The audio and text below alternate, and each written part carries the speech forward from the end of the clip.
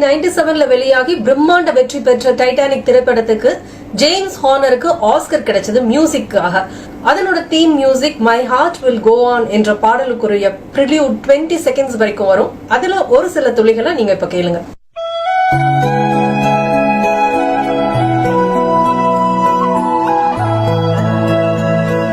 எவ்வளவு அழகான காதல் ததும்பும் முன்னிசை கேட்டுட்டீங்களா? இப்பதான் இந்த பதிவோட ஹாட் பாயிண்ட்க்கு நம்ம வரோம். டைட்டானிக் படம் வெளிவந்தது 1997. அதுக்கு சரியா 6 வருடங்களுக்கு முன்னால 1991ல என் அருகில் நீ இருந்தால் என்ற திரைப்படத்திற்கு ஓ உன்னாலே நான் பெண்ணானேன் என்ற பாடலுக்கு ஒரு ப்ரிலியூட ராஜா சார் போட்டிருக்காரு. அதான் யூசுவலா பாடலுக்கு முன்னால அவருக்கு ஒரு முன்னிசை கொடுப்பாரு. அந்த முன்னிசையில ஒரு சில துளிகளை நீங்க கேளுங்க.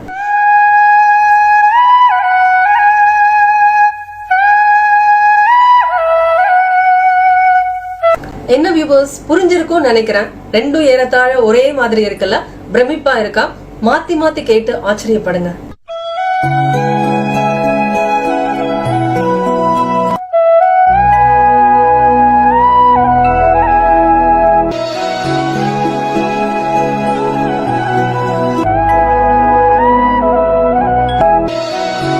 யாரும் யாரையும் காப்பி அடிச்சிட்டாங்கன்னு சொல்ல வரல. இன்ஃபேக்ட் ராஜா சார் தான் ஃபர்ஸ்ட் போட்டிருக்காரு.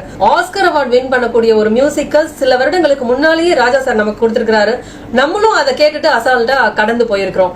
ஆஸ்கர் அவார்டுகள் உலக தரத்தை நிர்ணயம் செய்வதில்லை என்பதுதான் பாயிண்ட்.